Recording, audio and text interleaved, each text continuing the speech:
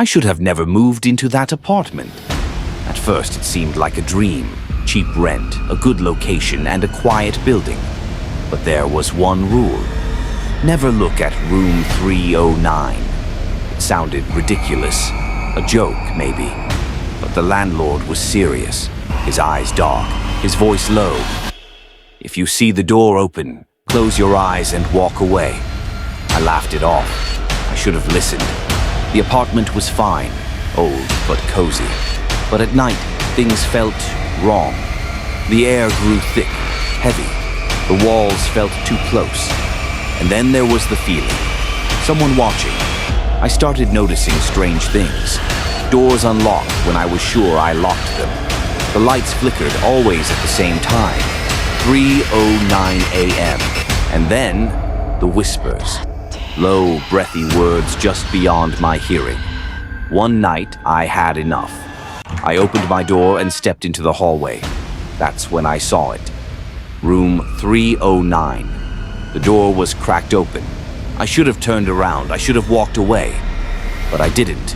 I looked, and I saw her. A woman standing in the middle of the dark room. Her back was turned, her head tilted slightly to the side, as if she knew I was there. Her hair was long and tangled. Her dress was thin, stained with something dark. She didn't move, didn't speak, but I couldn't look away. And then, her head twitched, a small jerking motion like she was smiling. I stepped back. The floor creaked, and she snapped her head toward me. I didn't see her face, but I felt it. Something was wrong with her. The air turned freezing. The lights in the hallway flickered violently. And then, the door slammed shut. I ran back to my apartment, locked every door, every window. But the whispers were louder now. And when I checked the time, 3:09 a.m. That was the first night she came to my door. I never heard footsteps, no knocks. But I felt her there, standing just outside, waiting. I didn't sleep. The next morning, I went straight to the landlord. He just shook his head.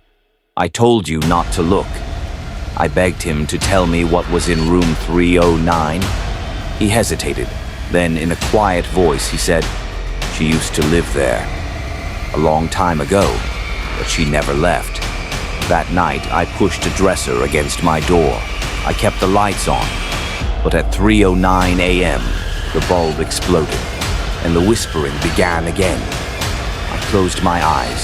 I didn't move, but I felt her.